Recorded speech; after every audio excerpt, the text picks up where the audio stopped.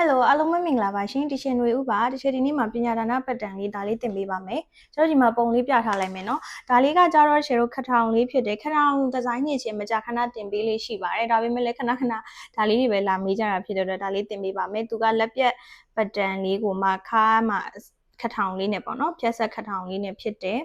ဆိုတော့သူ့ရဲ့ဖြတ်ဆက်ကကြတော့တချို့တို့ဒီမှာကြည့်မယ်ဆိုလို့ရှိရင်ခါအောက်တစ်ပိုင်းလုံးကိုဖြတ်ဆက်လုပ်ထားတာမဟုတ်ဘူးเนาะဒီ F1 အချမ်းလေးဒီဖြတ်ဆက်မပါဘူး F2 အပိုင်းလေးမှာမှဖြတ်ဆက်လေးလှည့်ပြီးထည့်ထားတာဖြစ်တယ်အဲ့ဒီဟာလေးချင်းသင်ပေးမယ်ခါအရင်အထောင်ကြီးတော့မပါဘူးဒါပေမဲ့ wave line လေးတွေတော့ပါတယ်ပေါ့เนาะlevel လေးကလည်းလေတောင်လေးနည်းနည်းလေးပဲပါတယ်အရင်မထောင်ထားဘူးဒီ pattern လေးတစ်ချက်ဆွဲပြပေးမယ်အဲ့တော့ကပတ်တန်ဆွဲထားပေးကိုယ့်ရဲ့မူရင်း visit frame ဆွဲထားပေး visit frame မှာထည့်ရမယ့်တောက်တွေလိုအပ်တဲ့ဟာတွေအကုန်ပြင်ထားပေးတရားဒီ pattern နဲ့ပတ်သက်ပြီးဒီအင်ကြီးဒီဇိုင်းနဲ့ပတ်သက်ပြီးတော့ပဲအပေါ်ကပြင်ရမယ့်ပုံလေးကိုသင်ပေးတော့မှာဖြစ်တယ်လက်ပြတ် pattern လေးဆွဲထားပေးနော်လက်ပြတ်လေးသူ့ဒီလိုခတ်ထောင်နေပါတွေကိုအင်ကြီးတိုင်းတဲ့အခါမှာကျတော့သူကလေကျတော့ပုံမှန်မြန်မာဝတ်စုံနေဆိုလို့ရှိရင်ခတ်တိုတွေပါတိုင်းကြတယ်မလားခတ်တိုတွေပါတိုင်းနေဒါပေမဲ့ဒီလိုမျိုးခတ်တောင်လေးတွေကကြတော့သူခတ်တိုထက်နည်းနည်းလေးတော့ပိုရှိတယ်နော်ခတ်တင်လောက်သွားမယ်ကွာဝင်းမဲ့သူကိုခတ်တင်လောက်တော့တိုင်းပေးနော်ခတ်တင်လောက်တိုင်းလိုက်မှသူကခတ်ထောင်လေးကပို့ပြီးတော့လှမဲ့ပုံစံလေးဖြစ်ပါတယ်အဲ့တော့ကျတော့ဒီဟာလေးပတ်တန်လေးဆွဲပြပေးပါမယ်ခြေကုန်းကပြောလို့ပဲခြေချမ်းပတ်တန်တစ်ရွက်နောက်ချမ်းပတ်တန်တစ်ရွက်ဆွဲထားပေးနော်ဒီခြေကဒီဘောကပြင်ရမယ့်ဟာလေးကိုပြောပြတော့မှာဖြစ်ပါတယ်ဟုတ်ပြီရှယ်တို့ဒီမှာရှေ့ချမ်းတရွက်နောက်ချမ်းတရွက်ဆွဲထားတယ်အဲ့ဒီမှာဒီချက်ကိုတစ်ချက်ကြည့်ပေးချင်ခက်ရှေ့ပတ်တန်လေးဆွဲထားရနော်ပုံမှန်ဆိုချက်ပတ်တန်လေးဆွဲပြန်ဒီလိုခါတစ်ပိုင်းဒီခက်တိုတိပဲဆွဲပြန်မလားအခုအောက်မှာခက်ရှေ့လေးရှေ့မှာပြောရလေ तू ကခါကိုရှေ့ပြီးတော့တိုင်းရမယ်ကျတို့ပုံမှန်မြန်မာဝတ်စုံဆိုဒီလိုခက်တင်လေးတွေခါရှေ့15 16အဲ့လောက်ပဲချုပ်ကြရလေအဲ့လိုပဲချုပ်ကြရဒါကြတော့မရဘူး तू ကရှေ့ရမယ်နော်အောက်မှာခါထောင်လေးပါတာဖြစ်တဲ့အတွက်ပြီးတော့ तू ကလေဒီမှာချက်မြင်ရတဲ့လောက်ပေါ့တိတ်ပြီးတော့ဒီချုပ်ရိုးကိုတစ်ချက်ကောင်းကောင်းမမြင်အောင်ဒီချုပ်ရိုးကလေဒီချုပ်ရိုးကဒီအောက်ထိခွဲထားသလားဒါမှမဟုတ်ဒီအောက်ကပတ်ချလေတပတ်တက်ထားတာလားပေါ့နော်အဲ့တော့တစ်ချက်ဒီလိုတင်ပေးလိုက်မယ်ဒီဟာမှာတော့အောက်ကအခွေလိုက်ကိုတက်ထားလိုက်မယ်ဒီအပေါ်ပိုင်းကတစ်ဖြတ်အဲ့လိုမျိုးတင်လိုက်မယ်နော်တော့ဒီလိုလဲတလို့တစ်ဖြောင်းနဲ့တစ်ခါတည်းတန်းစီမီ F1 F2 သွားလို့ရဒါပေမဲ့ဒီမှာတစ်ချက်ကြည့်နေရတော့ဒီလိုပတ်ချလေကိုအောက်ကအရွက်ကတက်ရွက်သေးထင်တယ်တစ်ဆက်သေးလောက်ထားတာပေါ့နော်ဒီလိုတစ်ပိုင်းနဲ့ဒီလိုရှေ့ချမ်းတက်နောက်ချမ်းတက်မဟုတ်တော့ဘူးဒီမှာလည်းနည်းနည်းပုံဝါးနေရဆိုအဲ့တော့ပခုံးတောက်လေးနဲ့တွားထားတယ်ဒီမှာပခုံးလေးကိုအနှဲငယ်လေးပဲနည်းနည်းလေးပဲထောင်ထားတဲ့သဘောလေးလှုပ်ထားရတွေ့လားလက်ပြက်ဖြစ်တယ်လက်ပြက်ဆိုတော့ရိုးရိုးပခုံးကိုလေးစိတ်ဒီမှာဖြုတ်လိုက်မယ်လက်ပြက်လေးကပခုံးလေးပေါ်ပြီးတော့ပြက်ချင်တာဖြစ်တဲ့အတွက်เนาะဒီမှာလေးပေါ်ပြီးလို့ရှိရင်ကျတော့ဒီလက်ပြက်ဆိုလို့ရှိရင်လက်ပြက်ပတ်တန်လေးပြောပြပေးထားဘူးလေဒီအပေါ်မူလဂျိုင်းထက်လေးစိတ်တက်တယ်ဒါကြောင့် basic frame နဲ့ဆိုင်သွားပြီเนาะကိုယ့်ရဲ့ basic frame ကတခါတည်းတချို့ကကြတော့ကွာလက်ပြက်အတွက်ကိုသူလက်ပြက်အင်ကြီးချုပ်မယ်ဆိုရင်လက်ပြက်အတွက်ဂျိုင်းကိုတက်တိုင်းနဲ့လက်ပြက်အတွက်တခါတည်းသူတို့တွက်တဲ့နေရာမှာလှုပ်ထားပြီးသားပေါ့เนาะအဲ့လိုဆိုတော့ဒါလှုပ်စရာမလိုဘူးကျတို့ပတ်တန်မှာဆိုတော့ကျတို့ဒီပုံစံပထမဘယ်လိုပြောမလဲလက်ပါတဲ့အင်ကြီးလိုမျိုးပဲတိုင်းနေဆွဲတယ်ပြီးမှလက်ပြက်ဆိုလို့ရှိရင်ဒီလိုမျိုးဂျိုင်းကိုအပေါ်ကိုဒီပေါ်ကိုလေးစိတ်တက်တယ်ပြီးရင်ဒီမှာလေးစိတ်ဖြုတ်တယ်ဒါမျိုးတွေလုပ်တယ်ပေါ့နော်အဲ့တော့ကိုယ့်ရဲ့ပတ်တန်အတိုင်းပဲကိုဆွဲပေါ့ချက်တင်တဲ့လူတွေကဒါသိပြီးတာပါ။ Okay ဒါဆိုရင်နောက်ကျမ်းမှာသူကလေဘင်းအရင်ဆွဲမယ်။လေဘင်းကကြောင့်အရင်မကျေဘူးကွာ။နှစ်လက်မ4စိတ်လောက်ပဲ။နှစ်လက်မ4စိတ်အရင်ပိန်တဲ့သူဆိုနှစ်လက်မ2စိတ်3စိတ်အဲ့လောက်လေးပဲဖောက်တော့လေဘင်းလေးကိုဘေးကိုအရင်ကြဝိုင်းပုံစံမလှတော့ဘူး။နော်အဲ့လောက်လေးပဲဖောက်မယ်။နှစ်လက်မ6စိတ်တောင်မဖောက်ဘူးနော်။6စိတ်ဆိုတာတော်တော်ဝါတဲ့သူမှဖောက်အဲ့ရအပေါ်လေးကိုသူကလေအများကြီးမတက်ဘူး၄စိတ်လောက်လေးပဲတက်မယ်ကျွန်တော်လဲတောင်လေးပုံမှန်ဆိုလေတလက်မ2စိတ်အဲ့လိုတက်ကြအဲ့လောက်မများအောင်တော့၄စိတ်လောက်လေးပဲတက်တယ်ပြီးလို့ရှိရင်ဒီလိုမျိုးလေးပေါ့ဒီနားလေးနဲ့ပြည့်လေးကျွန်တော်ပေကွေးလေးနဲ့အဆင်ပြေသလိုလေးပေါ့နော်အဝိုက်လေးပတန်ကြီးမှယူလိုက်ပြီးလို့ရှိရင်သူ့ရဲ့အောက်ကဒီအောက်ကလည်းအများကြီးမချဘူး၄စိတ်လောက်ပဲချပြီးတော့ဒီလိုလေးချပြီးဝိုက်တယ်ဒီ၄စိတ်မချရင်ဒီလောက်နဲ့သွားပြီးဝိုက်ရှင်လေးရတယ်နော်နောက်ချမ်းကိုတချို့ကကြာဇက်ကြောတက်တယ်ဇက်ကုန်းမှာအရန်ထောင်နေရမကြိုက်ဘူးဆိုရင်ဒီအောက်ကို၄စိတ်လောက်လေးချပြီးတော့ဒီလိုလေးဝိုက်ယူနော်အဲ့လိုမဟုတ်ဘူးထောင်တာကြရင်တော့ဒီအပေါ်တန်းကနေပဲဒီလိုလေးဝိုက်သဘောပေါက်မယ်နော်ပြီးရင်ကျွန်တော်ကဒီဟာကနောက်ကွဲတော့မဟုတ်ဘူးဒါပေမဲ့အနောက်ချမ်းပါလေကျွန်တော်နောက်ကွဲဟုတ်မဟုတ်လေနောက်ကွဲလေးနဲ့ချုပ်တာကပို့ပြီးတော့အနောက်မှာခါလေးပို့ပြီးလှတယ်ပြောချင်တာအနောက်မှာပတ်တောင်2ရွက်ယူလိုက်နောက်ကျောတရွက်ထဲမယူရဲ2ရွက်ယူပြီးတော့မှပြန်ပြီးတော့ဆက်လိုက်ပေါ့နော်ချုပ်စာထားပြီးချုပ်စာတစ်လက်မှလောက်ထားပြီးပြန်ဆက်အဲ့လိုမျိုးဆက်ဖို့အတွက်ကိုကျွန်တော်ဒီမှာခါစားမယ်ဒီနေရာအထိပဲเนาะကျွန်တော်ခါမြင်းထီကိုပဲဒီလိုစားမယ်ပြီးရင်သူ့ရဲ့ဒီဘက်က၄စိတ်ပေါ့ ဒီနေရာလေးမှာလေးစိတ်စားပြီးတော့ဒီလိုလေးပြန်ပြီးတော့ထွက်တယ်နော်အဲ့တော့သူ့ကို2ရွက်ယူလိုက်ကွာဒီဟာကိုကျွန်တော်ပုံမှန်ဆိုရင်နောက်ချမ်းမှာ zip ပြောက်တို့ဘာလို့မဟုတ်ဘူးရှေ့ခွဲဆိုရင်ဒီအင်ကြီးကရှေ့ခွဲလေးကွာရှေ့ခွဲဆိုရင်ကျွန်တော်နောက်ချမ်းကိုဒီလိုအပူတရွက်ဆိုပြီးတော့ပဲနောက်ချမ်းမှာဒီလိုပြန်တရွက်ပဲယူလိုက်တယ်မလားအဲ့လိုဆိုရင်ဒီခါလေးတွေကဟောင်းနေတာဖောင်းနေတာဟနေတာဖြစ်တတ်တယ်ပေါ့နော်နောက်ချမ်းလေးကတ်အောင်လို့ကျွန်တော်ကဒီနောက်ချမ်းမှာကြောခွဲလေးနဲ့ယူလိုက်တာတချို့အင်ကြီးတွေမြင်ဘူးမှာပါနောက်ချမ်းမှာကြောခွဲဒီတိုင်းပြန်ဆက်ထားလေအဲ့လိုမျိုးလေးယူပြီးတော့ဒီရှေ့မှာဟိုဟာလေးရှာလေးတလက်မလောက်ပေါ့ရှာစာလေးတလက်မလောက်ထားပြီးရင်သူ့တူယူပြီးတော့ဓာတ်ဆက်လေးလိုက်ပြီးတော့နှစ်ဖက်ခွဲပြီးတော့မီးဘူးဖိလိုက်တာပေါ့နော်ဒီခါလေးစားအဲ့ဒီမှာတခုရှိတာကကိုယ့်ရဲ့ visit frame ကပွားစာတွေဘာတွေအရင်မရှိဘူးတချို့စင်တီနီးတွေဆိုလို့ရှိရင်ပွားစာအရင်မပါဘူးဆိုတဲ့သူတွေဆိုရင်ဒီမှာစင်တီဆို1စင်တီဝင်နေအဲ့1စင်တီဝင်ဒီဘက်ဘေးမှာ1စင်တီပြန်ထုတ်လိုက်နော်အဲ့လိုမဟုတ်ဘူးကိုယ့်ရဲ့ပတ်တန်မှာပွားစာပေါင်းထားတယ်နော်ပွားစာတွေချုပ်စာတွေကောင်းကောင်းပါတယ်ဆိုလို့ရှိရင်ဒီခါဝင်စာပြန်မထုတ်နဲ့တော့ဒီဘက်မှာနော်ပြန်ထုတ်စရာမလိုတော့အဲ့တော့ကျွန်တော်ဒီဟာလေးကဒီလိုလေးယူအဲ့လိုလေးယူပါရင်ရှယ်တဲ့တချို့ကမေးတယ်ဒီနေရာမှာဇစ်တက်ရင်ဘယ်လိုမျိုးဒီချောင်းကိုယူရမလဲဆိုကျွန်တော်ကအဲ့ဒီ2ရွက်ကွာနောက်ချက်မှဒီ2ရွက်ဒီလိုလေးခွင်ယူထားမှာလားအဲ့ဒါလေးကိုမှတ်ခဲလေးနဲ့ဆွဲလိုက်ပေါ့နော်ခဲလေးဒီလိုဝိုက်လေးဆွဲအဲ့ဒီခဲပေါ်လေးကိုခြိကျဲလေးတစ်ချောင်းနင်းပြီးတော့ဇစ်ကိုလည်းအဲ့လိုခွင်လေးလိုက်ကပ်ပြီးတက်တာဇစ်တက်မယ်ဆိုရင်ဒါဇစ်မတက်ဘူးဆိုလဲဒီလိုလေးပဲဝိုက်လေးပဲရှယ်တော့မှတ်ခဲလေးနဲ့ဆွဲပြီးတော့အဲ့တိုင်းလေးပဲနင်းသွားနော်အဲ့လိုလေးမှဒီလိုခါလေးမှဒီမှာ၄စိတ်ဆိုတော့ဒီလို2ပြန့်ဆိုတော့တလက်မစာဝင်းတိမ်သွားဆိုကျွန်တော်ခါရှိတ်လေးပေါ်သွားတာပေါ့နော်တဘောပေါက်မယ်နော်ဟုတ်ပြီအဲ့တော့ကျွန်တော်သူ့ကိုကဒီတပိုင်းစာအပေါ်ပိုင်းစာပဲအရင်ဖြတ်ယူလိုက်မယ်ဒီအောက်ကအတွန်းအခွေကြီးကကျွန်တော်တပိုင်းတက်ယူချင်တာနော်တပိုင်းတက်ယူချင်တာဆိုတော့သူ့ကိုအပေါ်ပိုင်းစာဖြတ်လိုက်ပြီးတော့ထောက်ကဒီမှာတော့သူနောက်ချမ်းမှာခန္ဓာကိုယ်မှာထိုးမယ်ဒီအပေါ်ဖြတ်ထားလိုက်မယ်နော်ဖြတ်လိုက်မယ်အဲ့တော့ဒီအောက်အချမ်းဒီအောက်အချမ်းပဲကြံမယ်ခဏထားပြီးဒီအောက်ချမ်း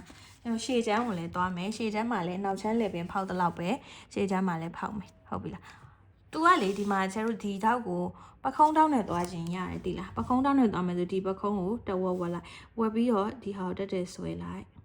ဆွဲပြီးတော့သူ့ B1 B2 နှစ်ရွက်ပြန်ဆက်လိုက်ပေါ့နော်အဲ့လိုပြန်ဆက်ခြင်းလေးရတယ်ဒီလိုပခုံးတောက်ဆက်ကြောင်းလေးနဲ့သွားခြင်းနဲ့ဆိုရင်အဲ့လိုမသွားအောင်ချေဒါကိုအင်ဂျီမှာထိုးမယ်ဆိုရင်လေဒီဆက်ကြောင်းမယူနဲ့တော့ပေါ့ဒါကြိုက်တယ်လို့လုပ်မယ်နော်အဲ့တော့ကျွန်တော်ဒီနောက်ချမ်းရှေ့ချမ်းမှာလည်းလေဘင်းလေးကိုလောက်ဖောက်မယ်ရှေ့ချမ်းရဲ့အရှိကိုကြောင့်အနည်းဆုံးဒီကနေပြီးဒီကို9လက်မလောက်ထိချပါအနည်းဆုံးတော့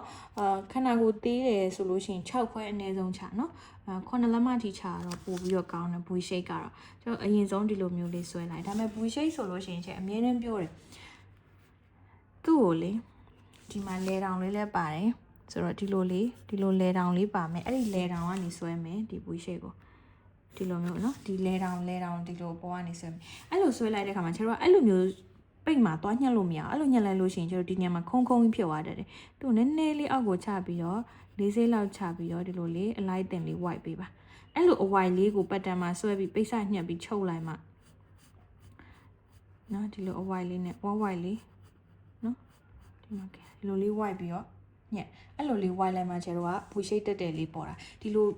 မြင်းတက်ဆွဲလိုက်လို့ရှိရင်ကျွန်တော်ဖောင်းဖြစ်သွားအဲ့ဒီမှာကွာကျွန်တော်ပုံမှန်ဆိုဒီမှာလေဘင်းတောက်အကြောင်းပြောဘူးတယ်လေဘင်းတောက်ဒီမှာထိုးထားတယ်ဆိုပါတော့လေဘင်းတောက်ကိုကျွန်တော်က၄စိတ်ထိုးတယ်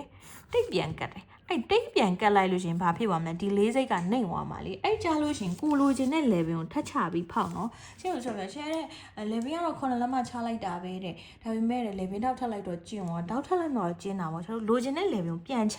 ျပြန်တိုင်းပြန် white ဒီ shape ပြန်ပေါ်အောင်ပြန် white နော်ဟုတ်ပြီလားဒါမဟုတ်လေမူလဒီညမှာဘာမှလေဘင်းပေါက်မဖောက်ခင်တည်းကဒီတောက်ကိုအရင်တိတ်ပြေးကတ်လိုက်တိတ်ကတ်ပြီးွားပြီးဆိုကမှဒီလေဘင်းပေါက်ကိုစိတ်ကြိုက်ချအဲ့ကြမှာပြန်ညှိနော်တောက်ကတော့မဖြစ်မနေထည့်ရမယ်လေဘင်းတောက်ပါမယ်အုံခွက်ထည့်မယ်ဆိုရင်ဒီမှာရင်ဘင်းတောက်တွေပါထည့်ပေါ့သူ့ကိုကဒီမှာပခုံးတောက်နဲ့ချုပ်ထားကျွန်တော်ပခုံးတစ်ဝက်ကိုဖြတ်ထုတ်လိုက်မယ်နော်အဲ့တော့ပခုံးတောက်လေးမှာမဖြစ်မနေတောက်လေးထည့်ချင်ပါတယ်ဒီချိန်ကြီးကတ်ဝအောင်ဆိုလို့ရှိရင်နှစ်စိတ်တောက်လေးပဲထိုးမယ်နှစ်စိတ်ထပ်ပုံမထိုးပါနဲ့နော်နှစ်စိတ်ထပ်ပုံထိုးရင်ကျွန်တော်ဒီပခုံးဒီသူ့ရဲ့ပခုံးရှိတဲ့လောက်ပဲယူထားတာဒီမှာနှစ်စိတ်ထိုးရင်တော့မှနှစ်စိတ်နှစ်ချမ်းဆိုရင်၄စိတ်ဖြစ်နေပြီနော်၄စိတ်ဖြစ်နေပြီအဲ့ထပ်ပို့ပြီးတော့မထိုးနဲ့အဲ့ထပ်ပို့ထိုးရင်ဒီပခုံးကြီးဆွဲကျင်းသွားလိမ့်မယ်ကျန်တဲ့နေရာတွေဒီအင်းကြီးကပွားတာကျင်းတာကပြင်လို့ရတယ်ကျွန်တော်ဒီပခုံးကျင်းသွားရင်ဘလို့မှအစားထိုးပြင်လို့မရတော့เนาะအဲ့တော့နှစ်စိတ်ထက်လုံးဝမပိုးပါနဲ့เนาะစင်တီနဲ့ဆို 0.5 ပဲ 0.5 ပဲနှစ်စိတ်ကလေးပဲဒါလေးကိုဒီမှာက F1 F2 နှစ်ရောထိုးအောင်ပါပေါ့ဒီမှာရင်လေးပင့်ခြင်းရင်ပင့်တောက်လေးပါလေးကွာကိုထည့်ထားတော့ချိန်မပြောတော့ဘူးเนาะဆိုတော့သူက F1 F2 နှစ်ရောထုတ်ရမယ်ဒါလေးဖယ်လိုက်တော့ဆိုတော့သူ့ရဲ့အပေါ်ပိုင်းလေးဒါပြီးသွားကျွန်တော်ဒီအောက်ပိုင်းလေးပဲသွားတော့အောက်ပိုင်းမှာကြတော့ဒါကကျွန်တော်ကက်ကြီးနဲ့ဖြတ်ထုတ်မှရမယ်ကျွန်တော်ဖြတ်ထုတ်ပြမယ်ခဏလေး ကျတော့ဒီဟာလေးကိုဖြတ်ထုတ်လိုက်မယ်ကြည့်ကြည့်ရတယ်ဆိုတော့ကျတော့ချင်းပတ်တန်လေးကအရင်သေးရပဲဘာညာဒီခံပြီးကြည့်ပေးနော်ဒီလက်ကအကျင့်ပါနေပြီနောက်ချမ်းကိုမှတ်ထားမယ်နော် B ဒါက F မှတ်ထားမယ်ဆိုတော့ဒါလေးချင်းဖြတ်ထုတ်လိုက်တာလေးကြော်လိုက်မယ်နောက်ချက်ဒီအပိုင်းလေးပဲတစ်ချက်ကြည့်ရဒီအပိုင်းလေးတစ်ချက်ကြည့်တော့သူကဒီဘက်က B နော်မှားတတ်တယ်ဒီလိုဖြတ်လိုက်တဲ့အချိန်မှာဒီဘက်က B ဒီဘက်ကအလေတွေပေါ့ဆိုတော့သူတို့ကဒီမှာကြည့်လိုက်ဘယ်နှ white ပါလဲဆိုတော့ဒီတောက်လေးမှာတွေ့လားအရှိချမ်းတောက်လေးမှာတစ်ခုထွက်ထားတယ်ဒီဘေးလေးမှာပါတယ်အနောက်ချမ်းမှာလည်းပါကောင်းပါမယ်အနောက်ချမ်းတောက်လေးမှာပေါ့နော်ဆိုတော့3နေရာပါမယ်ဆိုတော့ဒီဘေးလေးကိုအရင်ထွက်လိုက်ရအောင်ဘေးလေးကိုဘယ်လောက်ထွက်မလဲဆိုတော့ဒီဘက်ဘေးကိုလည်းဓာတ်လေးချက်အတိအကျမပြောတော့ကိုယ့်အကိုလေးတည်းလား2လက်မလောက်ထွက်ကြည့်ပတ်တန်အောင်ကားကြီးအဲ့လိုထောင်ထောင်လေးအဲ့လောက်အကားလေးကကြိုက်ပြီလားကြိုက်ရင်2လက်မနဲ့ပဲထားလိုက်2လက်မများရင်ထင်1လက်မခွဲပဲထွက်2လက်မခွဲ2လက်မ2ခွဲအဲ့လောက်ဝင်ချင်မှာကိုကြိုက်တဲ့လောက်ထွက်နော်အဲ့လောက်လေးထွက်ပြီးတော့စမ်းကြည့်ပေါ့နော်ပတ်တန်အောင်ဒီလောက်အကားလေးကိုကြိုက်သွားပြီဆိုရင်တော်လိုက်တော့အဲ့တော့ဒီဘက်ဘေးလေးကိုလည်းကဒီဘက်ဘေးအညီအမျှတော့ဖြစ်ရမယ်နော်နောက်ချမ်းမှာ2လက်မဆိုလဲရှေ့ချမ်းမှာ2လက်မဒါဒီလိုလေးကာနော်ဒီလိုလေးကာပြီးသွားဒီလိုဝိုင်လေးသူနည်းနည်းဒီလိုထောင်ထောင်လေးဖြစ်အောင်တလက်မလောက်အပေါ်ဝိုင်လိုက်နော်အပေါ်ဝိုင်အဲ့လိုတစ်ဖက်သူအရှိချမ်းမှာဒီလိုအရှိတွေမှာတော့မပါဘူးဒီလားမပါဘူးသူပြဒီတောက်ကလေးမှာယူမှာတောက်ကလေးကိုယူမှာဖြစ်တဲ့အတွက်ဒီတောက်နေရာမှာအရင်ဆုံးတောက်ကိုအရင်တိတ်ကပ်ပြီးတော့ဖျောက်လိုက်နော်ဒီလိုတိတ်ကပ်ပြီးတော့ဖျောက်လိုက်နော်တိတ်ကပ်ပြီးတော့ညဒီဟာအရင်ခွဲလိုက်နော်ကျွန်တော်မမှားတော့မမှားစေနဲ့နော်ရှည်ချမ်းနေနဲ့နောက်ချမ်းနေနဲ့မှားဝိုင်းဟိုဘက်ဒီဘက်လွဲသွားမယ်ဆိုတော့ဒီတောက်တွေကိုအရင်ကကြီးနဲ့ဖြတ်ထုတ်လိုက်ကကြီးနဲ့ဖြတ်ထုတ်သူ့ကိုလည်းအညီအမျှပဲဘေးမှာ2လက်မဆိုလဲသူ့ကို2လက်မစီဟာနော်ဒီလိုမျိုးလေးဒီမှာထားပါတော့ကျွန်တော်ဒီအောက်ကအနက်လေးပေါ်မှာဟပြလိုက်မယ်နော်အနက်ကမြင်ရပါမှာအနက်ကမမြင်အောင်အစိမ်းရောင်လေးထုတ်လိုက်အစိမ်းရောင်လေးထုတ်လိုက်မယ်ဒီမှာစိမ်းလေးနဲ့ပြမယ်နော်ခုနက B F ဒီမှာဒါလေးတစ်ချက်အသေးဆိုတော့တိတ်ကိုအဆင်ပြေလို့ကတ်လိုက်နော်ဒီလိုမျိုးညီလေးတော့ထားပါနော်ဒီမှာတစ်ချက်နော်ပြီးပါရင်ဒီမှာလည်းအဲ့လိုပဲ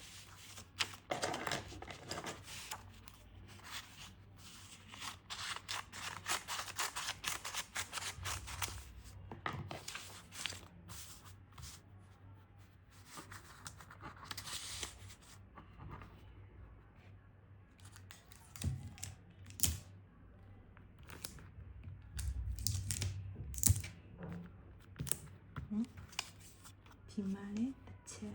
ဒီလိုလေးပတ်တန်လေးကိုညီလေးထားပြီးတော့ဒီမှာချင်းခုနဒီဘက်ဘေးကိုထွက်ခဲ့တယ်လို့ပဲဒီမှာမြင်းလေးတားလိုက်နော်နေ oh my god ပန်းနဲ့ဆက်ပြမယ်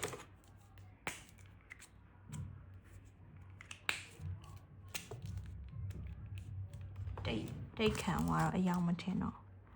နော်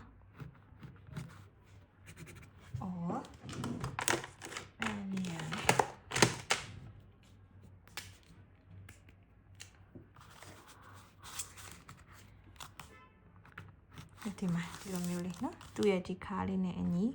ဒီမှာခါနင်းလေးရှိနေတယ်လားအဲ့ရနေပြီးတော့သူ့ကိုလေဒီမှာတလက်မခွဲဆိုလဲတလက်မနှစ်လက်မဆိုလဲနှစ်လက်မထွက်လိုက်ပေါ့နော်အညီမျှလေးထွက်နော်ဒီမှာဒီလိုလေးထွက်ဒီဘက်ဆိုလဲထွက်လိုက်နော်ဟုတ်လားအဲ့တော့ပြီးသွားရင်ဒီမှာအ white နဲ့နည်းနည်းလေးတလက်မလောက်ဝင်ပြီး white ဒီဘက်မှာလဲ whiteဒီဘက်မှာလည်းထိုးနေ၎င်းမဲ့ white เนาะအဲ့တော့သူကဘယ်လိုဖြစ်သွားမလဲဆိုရင်ရုပ်ပတ်တန်လေးဒီမှာမြင်အောင်အကုန်လုံးဖြတ်ပြလိုက်တော့နဲ့အသေးလေးဆိုရှုပ်လိုက်မယ်ကွယ်ဒီခံလေးကြီးเนาะဒီပေါ်မှာချုပ်စာချမ်းအောင်เนาะကျွန်တော်ဖြတ်ဆက်တည်ဆိုရင်ဘာဖြစ်လဲချုပ်စာပါရမယ်เนาะဒါရချင်းပြောစရာမလိုတော့သိနေရမယ်ဒီအောက်ကလည်းဖြတ်မခဏချင်းဖြတ်လိုက်မယ်ဒီလိုအတန်းလိုက်လေးဖြစ်သွားရင်ချုပ်သားလေးတွေကိုညှက်ထုတ်လိုက်ဒါ F ချမ်း F ချမ်းမှတ်ထားနော်အမှန်ဒီဟာလေးတွေကလွဲသွားလိမ့်မယ် what ဟုတ်ပြီအဲ့တော့ကျွန်တော်ဘယ်လိုပဲဒါ F အရှိက F ချမ်းပြီးဒါကနောက်ချမ်း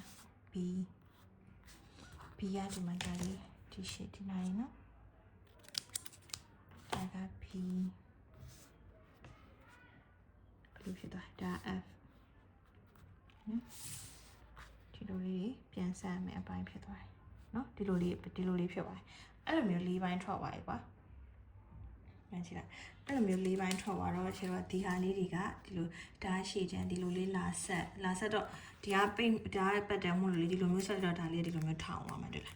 အဲ့လိုလေးထောင်သွားမှာပြီးရင်ဒါနှစ်ခုဆက်ဒီဟာတပတ်လေအခွေကြီးဖြစ်သွားတာဒီဟာနှစ်ရောထွက်သွားမယ်ကွာဒီလိုမျိုးဆက်လိုက်တာဒီလေးခုသူကလည်းရှည်ချမ်းရဲ့ဘေးဒါနောက်ချမ်းရဲ့ဘေးဒါနောက်ချမ်းအဲ့ဒီလေးခုဆက်လိုက်တော့တပတ်လေအခွေနှစ်ချမ်းဖြစ်သွားအဲ့နှစ်ချမ်းမှာကျတော့ဒီဟာကိုအရင်ချုပ်မှာ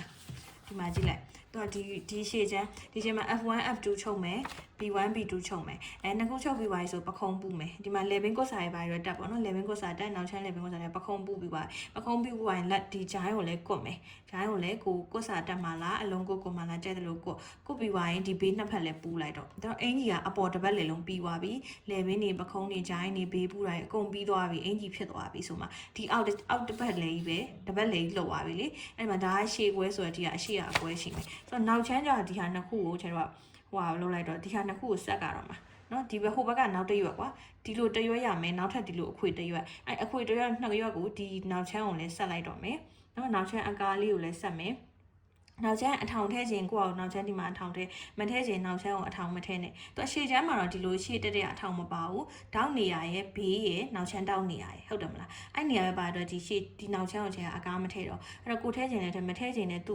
နှစ်ခုကိုဘယ်လိုမျိုးလဲဆက်လိုက်တော့သူနောက်ချမ်းရတယ်ကျတော့အပိတ်လေအဲ့ဒီအပိတ်တိုင်းမှာဆိုရှေ့ချမ်းတစ်ခုပဲဟာပြီးတော့တပတ်ချာလဲအခွေတက်မယ်တက်ပြီးရင်ဟိုလုံးမှာပေါ့နော်